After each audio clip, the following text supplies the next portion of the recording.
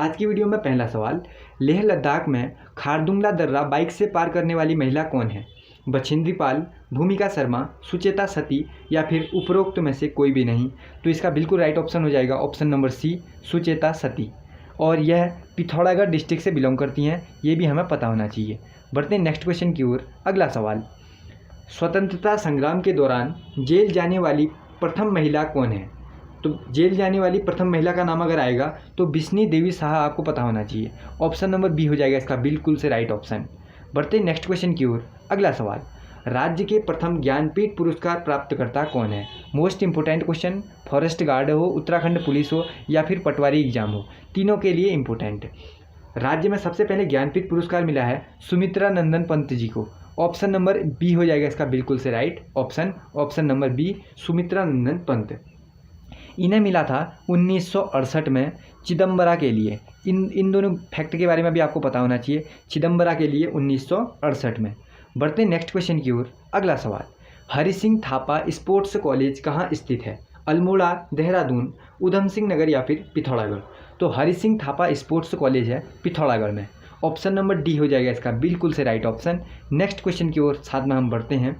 जोहार के जौहरी किसका उपनाम है बताओ? जोहार के जौहरी, यह उपनाम किसका है? तो यह उपनाम है शेर सिंह पांगती जी का, Sher Singh Pangti. Option number B हो जाएगा इसका बिल्कुल से राइट ऑप्शन, शेर सिंह पांगती। अगर ऑप्शनों की बात करें तो ये भी इंपॉर्टेंट है। देखो, जीत सिंह नेगी, पिछले प्रैक्टिस सेट में आपने इनके बारे में पता होगा। इन्हें कहा जाता है गढ़वाली सहगल, ये नाम आपको पता होना चाहिए। क्या कहा जाता है? गढ़वाली सहगल, इसको आप याद कर लीजिए। और मुकुंदराम बर्थवाल, इनके बारे में तो आपको पता ही होगा। इन्हें दैवेज्ञ मुकुंद लाल बर्थवाल, इन्हें क्या कहा जाता है? दैवेज्ञ, तो इसको भी आप पता होना चाहिए आपको। और कल्याण सिंह रावत, इन्हें क्या कहा जाता है? मैती, इन्हें क्या कहा जाता है? मैती। तो इन सभी के बारे में मैंने आपको बता दिया। अगले क्वेश्चन की तरफ हम साथ में बढ़ते हैं। उत्तराखंड की पहली महिला कुलपति कौन थी? सुशीला डोभाल, कमलेंदुमती शाह, विद्यावती डोभाल या फिर इनमें से कोई नहीं? तो इसका बिल्कुल राइट ऑप्शन हो जाएगा सुशीला डोभाल। मोस्ट इंपोर्टेंट ये क्वेश्चन होने वाला है, आपको आपके एग्जाम में देखने को जरूर से मिलेगा। उत्तराखंड की पहली महिला कुलपति हैं सुशीला डोभाल। बढ़ते नेक्स्ट क्वेश्चन की ओर। मोलाराम ने कौन सा पंथ चलाया था बताओ? मोलाराम ने कौन सा पंथ चलाया? ऑप्शन नंबर ए, मनमत पंथ चलाया। ऑप्शन नंबर ए हो जाएगा इसका बिल्कुल से राइट ऑप्शन। नेक्स्ट क्वेश्चन, पटवारी घराट एवं चाय किसकी पुस्तक है बताओ? पटवारी घराट एवं चाय, यह पुस्तक है R.S. टोलिया की। Doctor R.S. टोलिया हो जाएगा इसका बिल्कुल से राइट ऑप्शन। और देखो ऑप्शनों में कुछ इंपॉर्टेंट है क्या?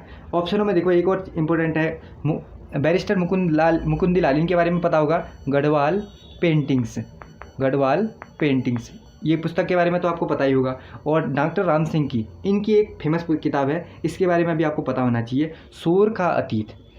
डॉक्टर राम सिंह की फेमस किताब क्या हो जाएगी जो पूछ ली जा सकती है? शोर का अतीत, इसके बारे में भी आपको पता होना चाहिए, इसको भी याद कर लेना। अगले क्वेश्चन की तरफ हम बढ़ते हैं। नेक्स्ट क्वेश्चन देखो, आर्यभट्ट प्रेक्षण विज्ञान शोध संस्थान कहाँ स्थित है? आर्यभट्ट प्रेक्षण विज्ञान शोध संस्थान, इसे शॉर्ट में क्या कहा जाता है? पूछ लिया जाएगा एरीज। इसे शॉर्ट में अगर पूछ लिया जाएगा तो आपसे पूछ लिया जाएगा एरीज की स्थापना कहाँ हुई है? तो इसमें आपको राइट ऑप्शन क्या करना पड़ेगा बताओ? 4 ऑप्शन, हरिद्वार, नैनीताल, चमोली या फिर टिहरी। तो नैनीताल ऑप्शन हो जाएगा इसका बिल्कुल से right option. Next question, Chandi Prasad Bhatt को रेमन मैग्सेसे पुरस्कार कब मिला? ऑप्शन दिखते हैं इसके 1981, 1982, 1983 या फिर 1984। काफ़ी इंपॉर्टेंट क्वेश्चन है। तो चंडी प्रसाद भट्ट जी को रेमन मैग्सेसे कब मिला था? 1982 में मिला था। ऑप्शन नंबर बी हो जाएगा इसका बिल्कुल से राइट ऑप्शन। तो दोस्तों यहाँ पर हमारा प्रैक्टिस सेट क्या हुआ? कंप्लीट हुआ। अब आपको यहीं तक देखना है कि अपना स्कोर कितना रहा मेरा। इन 10 क्वेश्चनों में से आपको अपना स्कोर लगाना है। देखो, हमेशा की तरह ही एक क्वेश्चन मैं आपके लिए लाए रहता हूँ, जिसका आंसर आप लोग मुझे कमेंट्स करके ज़रूर बताते हो। तो आज के लिए आपका क्वेश्चन है, किसने कहा था तुम मुझे मोड़ सकते हो, तुम मुझे तोड़ सकते हो लेकिन मोड़ नहीं सकते? इसका राइट ऑप्शन आपको क्या करना है? कमेंट करके मुझे बताना है। अगर इस क्वेश्चन का आंसर आपको आता है, किसने कहा था कि तुम मुझे तोड़ सकते हो लेकिन मोड़ नहीं सकते, तो इसका आंसर क्या करना मुझे कमेंट करके ज़रूर बताना।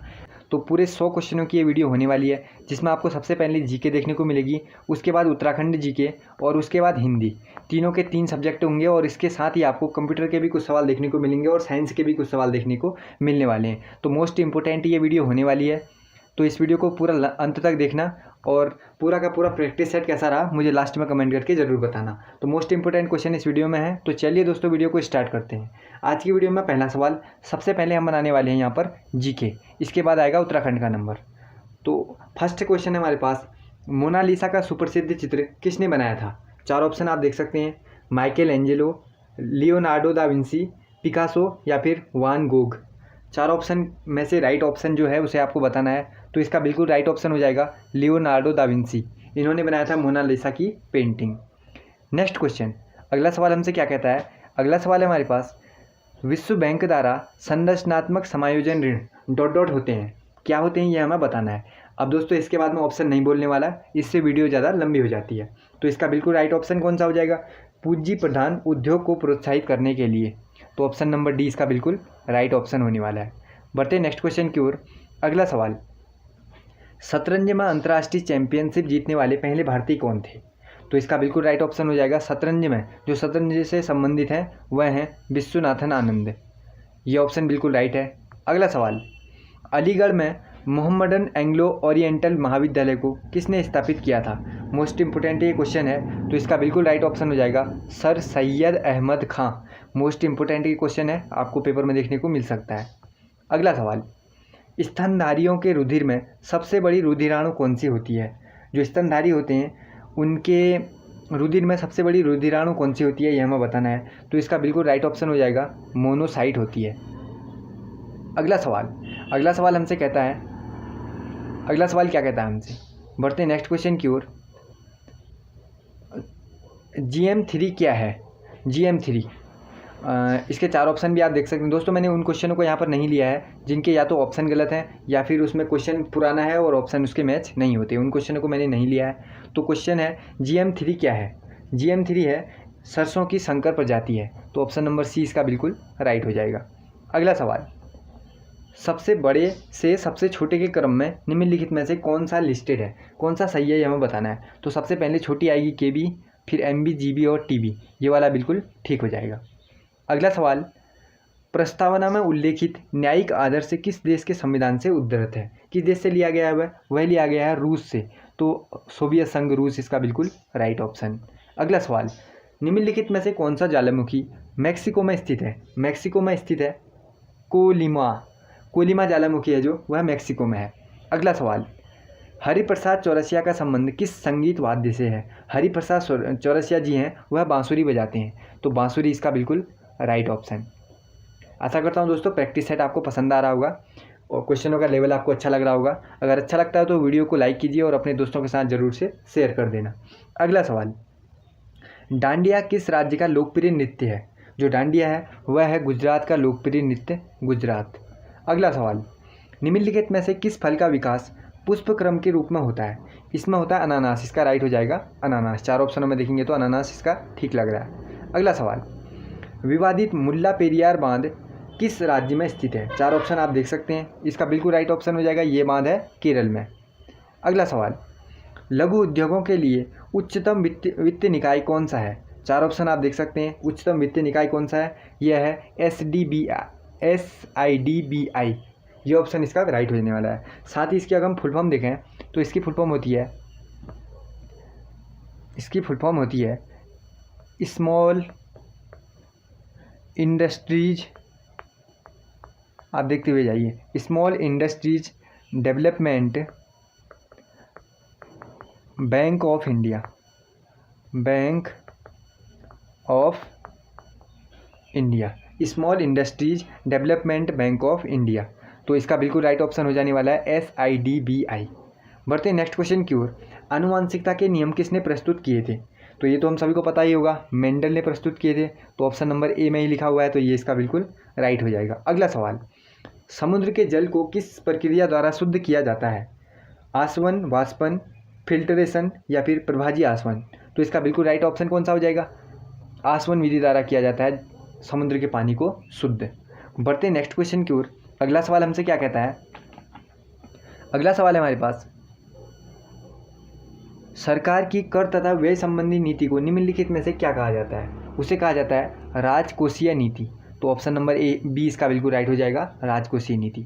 अगला सवाल, ग्रेफाइट की अपेक्षा हीरा अधिक कठोर होता है, क्यों होता है?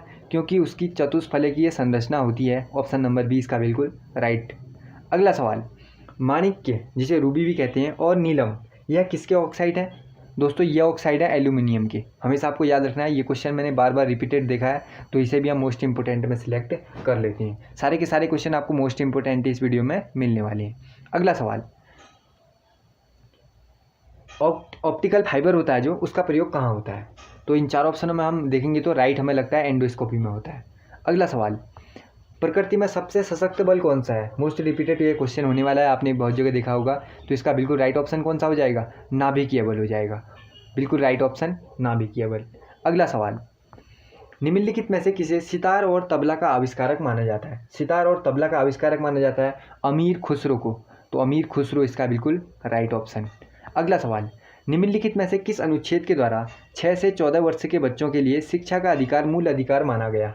तो किसके द्वारा माना गया? अनुच्छेद 21A, अनुच्छेद 21A के द्वारा माना गया। तो हमेशा आपको याद रखना है, ये ऑप्शन इसका बिल्कुल राइट है। अगला सवाल, राष्ट्रध्वज में कितनी तिलियाँ होती हैं? ये तो हमें पता है, कितनी होती हैं? 24 होती हैं। अगला सवाल, कुचिपुड़ी कहाँ का शास्त्रीय नृत्य है? कुचिपुड़ी कहाँ का है? आंध्र प्रदेश का है। ये भी क्वेश्चन मोस्ट रिपीटेड है, तो कुचिपुड़ी कहीं पर भी आएगा तो आपको सही करना है आंध्र प्रदेश। बढ़ते हैं नेक्स्ट क्वेश्चन की ओर। अगला सवाल, जो व्यक्ति पंजीकरण के माध्यम से भारतीय नागरिकता प्राप्त करना चाहते हैं उन्हें भारत में कम से कम कितने समय तक का निवास करते हुए होना चाहिए, यह हमें बताना है। तो वह कम से कम 5 साल यहाँ रहे हुए होने चाहिए, तो 5 वर्ष इसका बिल्कुल राइट ऑप्शन है। अगला सवाल हमसे क्या कहता है, सौर मंडल का सबसे गर्म ग्रह कौन सा है? सौर मंडल का सबसे गर्म ग्रह कौन सा होता है? शुक्र होता है। सबसे गर्म ग्रह की बात करें सौर मंडल के, तो वह होता है कौन सा? शुक्र। तो इसका बिल्कुल राइट ऑप्शन कौन सा हो जाने वाला है? शुक्र ऑप्शन बिल्कुल राइट हो जाने वाला है। बढ़ते हैं अगले क्वेश्चन की तरफ। अगला क्वेश्चन हमसे क्या कहता है, विक्टोरिया प्रपात किस नदी पर है? विक्टोरिया प्रपात है जाम्बेजी नदी पर, तो जाम्बेजी नदी इसका बिल्कुल राइट ऑप्शन। विक्टोरिया बांध, विक्टोरिया बांध कहीं पर भी आएगा तो जाम्बेजी नदी उसका बिल्कुल राइट हो जाएगा। अगला सवाल हमसे क्या कहता है, भारत में निम्नलिखित में से वह फसल कौन सा है, वह फसल मौसम कौन सा है जो मई जून में शुरू होता है और धान और ज्वार बाजरा आदि मुख्य फसलें उगाई जाती हैं? तो धान ज्वार बाजरा किसकी होती हैं? खरीफ की फसलें होती हैं। तो इसका बिल्कुल राइट ऑप्शन कौन सा हो जाएगा? खरीफ की फसल हो जाएगा। खरीफ इसका बिल्कुल राइट ऑप्शन। बढ़ते हैं नेक्स्ट क्वेश्चन की ओर। अगला सवाल हमसे क्या कहता है, अगला सवाल हमसे कहता है, भारत में सर्वाधिक उपभोग में लाए जाने वाला प्रधान सामान्य अन्न कौन सा है? तो सबसे ज़्यादा कौन सा है यहाँ? चावल है। चावल इसका बिल्कुल राइट ऑप्शन। अगला सवाल, संविधान में मौलिक कर्तव्य किस संशोधन द्वारा जोड़े गए थे? इसका बिल्कुल राइट ऑप्शन बताना है। ये तो आपको बहुत जगह देखने को मिला ही होगा, मोस्ट इंपोर्टेंट क्वेश्चन है। तो मौलिक कर्तव्य हैं जो किस संशोधन द्वारा जोड़े गए थे, यह हमें बताना है। तो आपको बिल्कुल राइट करना है वहाँ पर 42वें संविधान संशोधन द्वारा जोड़े गए थे। अगला सवाल, संविधान का निम्नलिखित में से कौन सा अनुच्छेद मौलिक कर्तव्यों से संबंधित रखता है? तो यह रखता है अनुच्छेद 51 क, हमेशा याद कर लीजिए। अगला सवाल, निम्नलिखित में से कौन सा देश संयुक्त राष्ट्र सुरक्षा परिषद का सदस्य नहीं है? स्थायी सदस्य है, ये हमें बताना है। स्थायी सदस्य कौन सा है, ये हमें बताना है। तो सबसे पहले हम एक चीज़ जान लेते हैं, जो संयुक्त राष्ट्र सुरक्षा परिषद होता है इसमें टोटल 15 सदस्य होते हैं। इसमें टोटल 15 सदस्य हैं। 15 कितने क्या है? टोटल है 15। लेकिन बात अगर आएगी स्थायी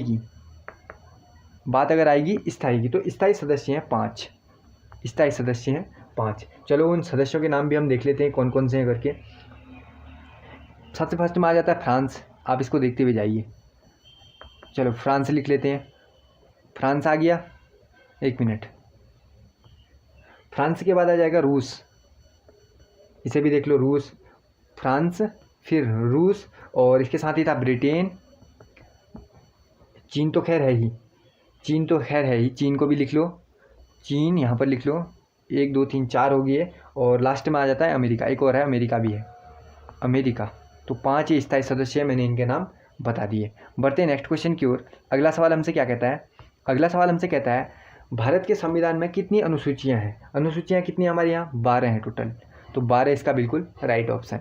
बढ़ते हैं नेक्स्ट क्वेश्चन की ओर। अगला सवाल, पीतल किसकी मिश्र धातु है? पीतल 38 वाला क्वेश्चन है हमारे पास। पीतल किसकी मिश्र धातु है? यह है तांबे और जस्ते की। तांबा और जस्ता, जस्ता और तांबा, बिल्कुल राइट आंसर। अगला सवाल, क्रायोजेनिक किससे संबंधित विज्ञान है? जो क्रायोजेनिक है यह किससे संबंधित विज्ञान है? यह है निम्न तापमान से। तो ऑप्शन नंबर 20 का बिल्कुल राइट हो जाएगा। जो निम्न तापमान है, इसमें जो निम्न तापमान पर जो पदार्थ का उत्पादन होता है या उसका व्यवहार कैसा होता है, इस बारे में हम इसमें जानते हैं। अगला सवाल, समांतर अर्थव्यवस्था का काला धन से निम्नलिखित में से क्या प्रभाव पड़ता है? ऑप्शनों में क्या हो जाएगा राइट? मौद्रिक नीतियाँ कम प्रभावी हो जाती हैं, मौद्रिक नीतियाँ कम प्रभावी हो जाती हैं, इसका बिल्कुल राइट ऑप्शन। अगला सवाल, पौधों में जो रस आरोहण होता है, चढ़ाव होता है ऊपर, ले जाता कौन है सबसे फर्स्ट में? सबसे फर्स्ट में कौन ले जाता है? जाइलम ले जाता है। फ्लोएम अलग अलग भागों में उसे बांट देता है।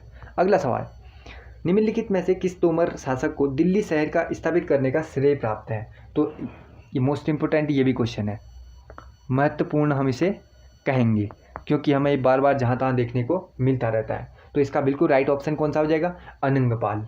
और कि दिल्ली जो शहर है यह स्थापित इसने लगभग इसे किया था 1052 ईस्वी में किया था। इस डेट को भी आप याद कर लीजिए। अगला सवाल हमसे क्या कहता है? उत्तरी भारत की प्रथम मुस्लिम शासिका कौन थी? मुस्लिम शासक कौन थी ये भी बताना है हमें। तो रजिया सुल्तान है, इसका बिल्कुल राइट ऑप्शन। अगला सवाल, भारत में प्रतिवर्ष सेना दिवस कब मनाते हैं? सेना दिवस कब मनाते हैं हम? 15 जनवरी को मनाते हैं। तो 15 जनवरी इसका बिल्कुल सही जवाब। अगला सवाल, विज्ञापन पंक्ति एक्सप्रेस यूर सेल्फ किस ब्रांड कंपनी से संबंधित है? एक्सप्रेस यूर सेल्फ एयरटेल से संबंधित है, वह अपने ऐड में इसे दिखाता था। अगला सवाल, दो बूंद जिंदगी की, तो यह कार्यक्रम किससे संबंधित है? दो बूंद जिंदगी की कब आता था? पोलियो में आता था, पोलियो के ऐड में। तो पल्स पोलियो इसका बिल्कुल राइट ऑप्शन। अगला सवाल, भारत का स्थानीय स्वशासन का अग्रगामी कौन था? स्थानीय स्वशासन है उसमें अग्रगामी कौन था? रिपन था। तो ये भी ऑप्शन सही हो जाएगा और ये मोस्ट इंपोर्टेंट क्वेश्चन में भी आता है। यूनेस्को ने किसे वर्ल्ड हेरिटेज साइट में की सूची में शामिल किया है, यह हमें बताना है। तो वह किया है आगरे के किले को शामिल किया है और इसे शामिल किया 1983 में, ये भी आपको पता होना चाहिए। अगला सवाल, भारतीय परिषद अधिनियम 1909 को सर्वग्राह्य नाम क्या है? तो इसको मतलब हम फेमस में भारतीय परिषद अधिनियम था जो, ये पॉपुलर किस नाम से हुआ था यह हमें बताना है। तो आपने भी सुना होगा उसको, मार्ले मिंटो अधिनियम, मार्ले मिंटो मोर्ले सुधार, इस नाम से ये फेमस हुआ था। ये भी कभी कभी आ जाता है, कब हुआ था ये आपको पता होना चाहिए। अगला सवाल, भारत में निम्नलिखित में से कौन सा सबसे बड़ा नियोक्ता है? तो ये बताना है हमें। खाद्य निगम होगा या डाक तार विभाग होगा या भारतीय रेल होगा या इस्पात? तो सबसे बड़ा नियोक्ता हम सही कर लेते हैं भारतीय रेल को। अगला सवाल, हिमाचल और उत्तराखंड को मिलाकर एक बृहद हिमालय राज्य बनाने के उद्देश्य से पर्वतीय विकास जन समिति नामक संगठन का गठन कब किया गया? सबसे पहले कह रहे थे कि उत्तराखंड और हिमाचल को साथ मिला देते हैं, एक बहुत बड़ा राज्य हमारा बन जाएगा, उसके लिए ये समिति बनाई गई। इस समिति का नाम भी आपको पता होना चाहिए। यह कब किया गया? 1950 में किया गया, ये तो आपको पता ही होना चाहिए। यहाँ पर दोस्तों हम 50 क्वेश्चन अटैम्प्ट कर चुके हैं, 50 क्वेश्चन हमने बना दिए हैं। वीडियो अच्छी लग रही है तो प्लीज़ वीडियो को लाइक कर दीजिए और अपने दोस्तों के साथ इस वीडियो को जरूर से शेयर कर दीजिए। अगला सवाल, बढ़ते हैं अगले क्वेश्चन की तरफ। वर्ष 1938 में पृथक राज्य की मांग हेतु किसने दिल्ली में गणदेश सेवा संघ का एक संगठन बनाया? इसमें आप ऑप्शन देख सकते हैं, कुछ अलग अलग से दिख रहे हैं हमें ऑप्शन, लेकिन हम इसमें ऑप्शनों में ध्यान नहीं देंगे। तो हमें सीधे सीधे पता है गणदेश सेवा संघ किसने बनाया था? श्रीदेव सुमन जी ने बनाया था। तो आप ऑप्शनों में ध्यान मत दीजिए और इसका राइट ऑप्शन कर लीजिए श्रीदेव सुमन। बहुत सारे दोस्तों इसमें क्वेश्चन ऐसे हैं जिसमें किसी में ऑप्शन गलत हैं, जिसमें किसी में क्वेश्चन गलत हैं या ऑप्शन के साथ वो मैच नहीं कर रहा है, तो मैंने वो क्वेश्चन छोड़ दिए हैं। आपने पीछे गौर किया होगा कि वो क्वेश्चन सॉल्व क्यों नहीं कराए, तो उसकी यही वजह है कि उसमें ऊपर वाला मैच हो रहा है तो नीचे वाला नहीं हो रहा है, नीचे वाला हो रहा है तो ऊपर वाला नहीं हो रहा है, तो कन्फ्यूजन जैसा रह रहा है। तो मैंने उन क्वेश्चनों को 3 या 4 क्वेश्चन है जो उन्हें छोड़ दिया है मैंने, इसीलिए।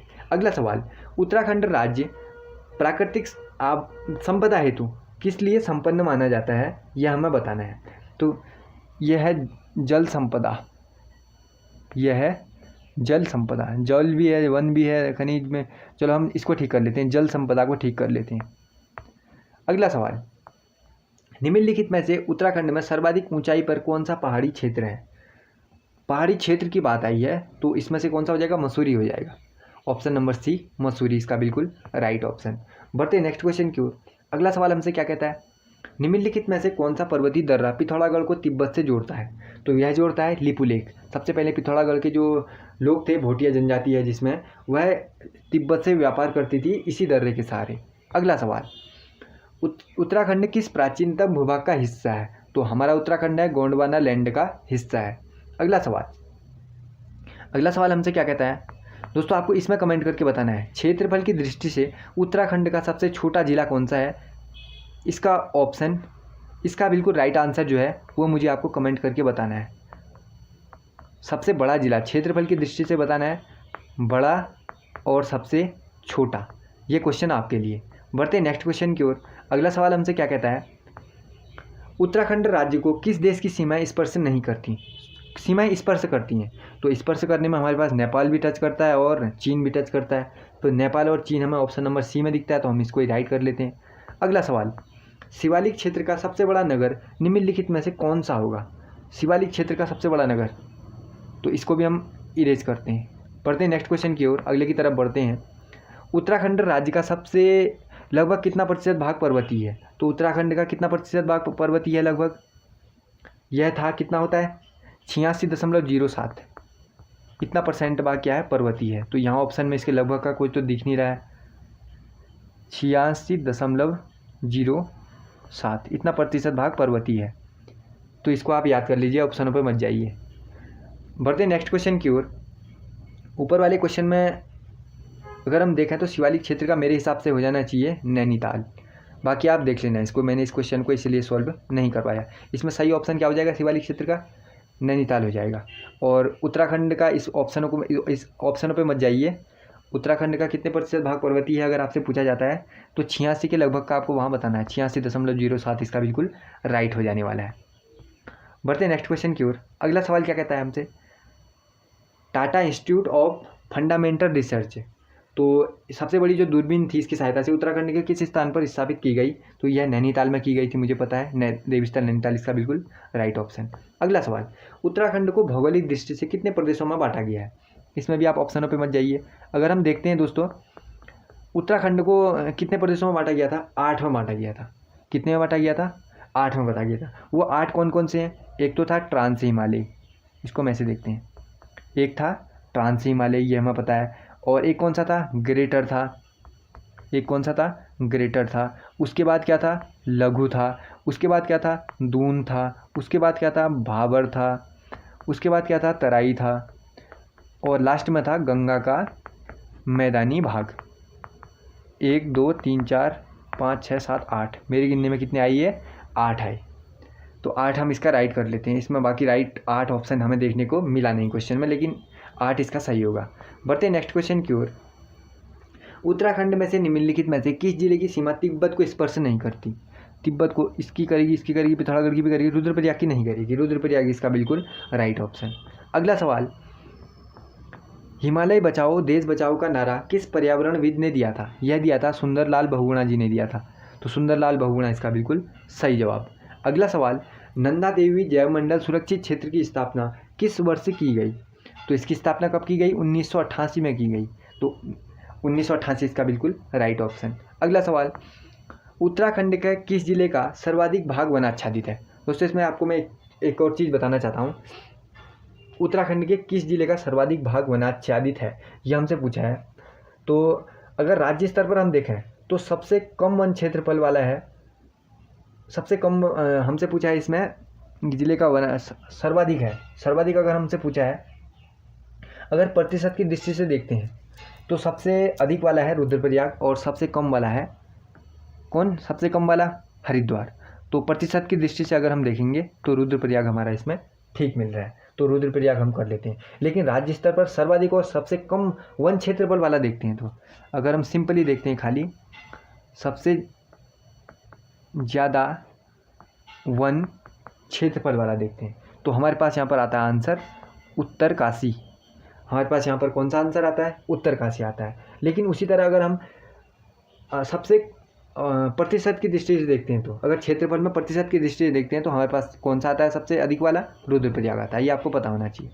अगले सवाल की तरफ बढ़ते हैं। अगला सवाल हमसे क्या कहता है? अगला सवाल अब यहाँ पर से स्टार्ट हो चुका है दोस्तों हिंदी हमारे पास। तो हिंदी का हम यहाँ पर अब बनाने वाले हैं हिंदी को। चलो ठीक है, बनाते हैं। शब्द किसे कहते हैं? शब्द किसे कहते हैं, इसका आंसर हमें बताना है। शब्द क्या होते हैं? शब्द होते हैं एक या एक से अधिक सार्थक वर्णों के समूह। क्या होता है? शब्द होता है। एक या एक से अधिक सार्थक वर्णों का शब्द क्या होता है? समूह होता है शब्द। ठीक है, अगला सवाल, महाराष्ट्र में किस भाषा का प्रयोग सर्वाधिक होता है? मराठी सबसे ज़्यादा बोली जाती है वहाँ, ये भी ठीक है। अगला सवाल, हिंदी भाषा के कितने राज्यों की राजकीय भाषा है? तो ये 10 राज्यों की राजकीय भाषा है हिंदी। अगला सवाल, इसको हम तेजी से बनाते हैं अब, क्योंकि वीडियो ज़्यादा लंबा हो जाएगा। संविधान के किस अनुच्छेद में हिंदी को राजभाषा माना गया है? तो अनुच्छेद 343 में माना गया है। अनुच्छेद 343 राइट कर लेते हैं। अगला सवाल, हिंदी वर्णमाला में कुल वर्णों की संख्या अगर हमसे पूछे कुल टोटल, तो हम 52 ठीक कर लेते हैं। अगला सवाल, कौन सी अंतःस्थ ध्वनि नहीं है? अंतःस्थ नहीं है वो बताना है हमें। तो अंतःस्थ कौन कौन से होते हैं ये हमें पता होना चाहिए। यो रो ल व, यो रो ल व, ये होते हैं अंतःस्थ। इसमें वो है तो ये नहीं होगा। अगला सवाल, इनमें से ऊष्म वर्ण कौन सा है? दोस्तों ऊष्म कौन सा होता है? सौ सौ सौ हो, सौ और हो, ये होते हैं ऊष्म, ये होते हैं ऊष्म। तो इसमें हमें ये वाला 100 देखने को मिलता है, तो ये हम राइट कर लेते हैं। अगला सवाल, री को वर्णमाला में कौन सा स्थान दिया गया है? री आता है हमारे पास स्वरों में, तो स्वर इसका हम राइट कर लेते हैं। अगला सवाल, निम्नलिखित शब्दों में कौन सा शब्द योग रूढ़ है? यह हमें बताना है। तो योग रूढ़ शब्द सबसे ज़्यादा रिपीटेड होने वाला ये जहाँ पर हमें दिखता है, तो कभी भी आप देखना तो वहाँ पर आपसे पूछ दिया जाएगा लंबोदर कैसा शब्द है? तो लंबोदर योग रूढ़ है। अगला सवाल, कौन सा तत्सम शब्द है? तत्सम प्रस्ताव तत्सम हो जाएगा, और सब तो है नहीं। अगला, रूट शब्द कौन सा है? योग रूट तो लंबोदर था, रूट कौन सा हो जाएगा? जल। ऐसे कुछ छोटे छोटे सवालों को ऐसे पता होना चाहिए हमें।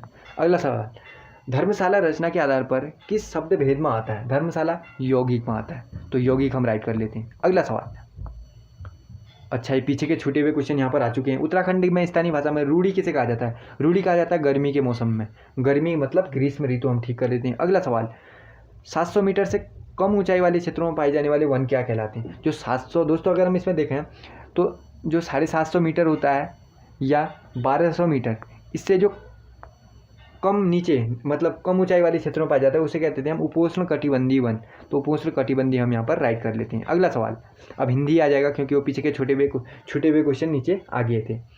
द्रव्यवाचक संज्ञा, शराब को जातिवाचक संज्ञा में परिवर्तित करने से क्या बनता है? तो जाति शराबी हो जाएगी। ठीक है, अगला, कवि किस संज्ञा भेद का शब्द है? कवि, यह एक जाति को इंगित करता है, तो जातिवाचक राइट हो जाएगा। अगला सवाल हमसे क्या कहता है? कौन सा जातिवाचक संज्ञा है? जातिवाचक, जहाँ पर एक की जाति का पता चल रहा है वहाँ पर ये क्या हो जाएगा? नेता राइट हो जाएगा। मुस्कुराहट कैसा है? भाववाचक है जाएगा, सिंपल से। सर्वनाम के कितने भेद होते हैं? पिछले में भी आया है 6 भेद होते हैं, ये भी राइट, ये भी बिल्कुल सिंपल सा है, 6 भेद राइट हो जाएगा। अगला, प्रश्नवाचक सर्वनाम क्या है? जहाँ पर प्रश्न कहाँ पर आ रहा है? कौन राइट हो जाएगा, सिंपल सा है, हिंदी में तो सिंपल से हैं। मैं किस प्रकार का सर्वनाम है? मैं है निजवाचक, हमेशा याद कर लीजिए, मोस्ट इंपोर्टेंट है। मैं कैसा है? निजवाचक। अगला, कोई किस प्रकार के सर्वनाम का उदाहरण है? कोई, यहाँ पर पता ही नहीं है कि कौन है, एक अनिश्चितता है तो अनिश्चयवाचक। अगला, वह घर पहुँच गया, इस वाक्य में पहुँच गया निम्न में से किस क्रिया का उदाहरण है? मैं पहुँच गया, यह है द्विकर्मक क्रिया। अगला सवाल, हंसना कैसी क्रिया है? हंसना अकर्मक है। हंसना कैसी क्रिया है? हंसना अकर्मक क्रिया है, तो अकर्मक क्रिया इसका बिल्कुल राइट हो जाने वाला है। अगला सवाल, गाड़ी चलने लगी, इस वाक्य में क्रिया का रूप बताएं। गाड़ी चलने लगी, यहाँ पर द्विकर्मक क्रिया है। अगला सवाल हमसे कहता है निम्नलिखित में से कौन सी क्रिया सकर्मक है? सकर्मक क्रिया कौन सी है यह हमें बताना है, तो इस अगला सवाल, सूर्योदय का संधि विच्छेद क्या है? ये आपके लिए दोस्तों ये वाला क्वेश्चन है कमेंट वाला, ये ऑप्शन है कमेंट वाला। अगला सवाल, सूर्योदय का संधि विच्छेद क्या है? सूर्य धन उदय, ये राइट कर लेते हैं। अगला, व्यर्थ का संधि विच्छेद क्या है? व्यर्थ का कैसा होगा? विधन अर्थ होगा, बिल्कुल ठीक, विधन अर्थ होगा।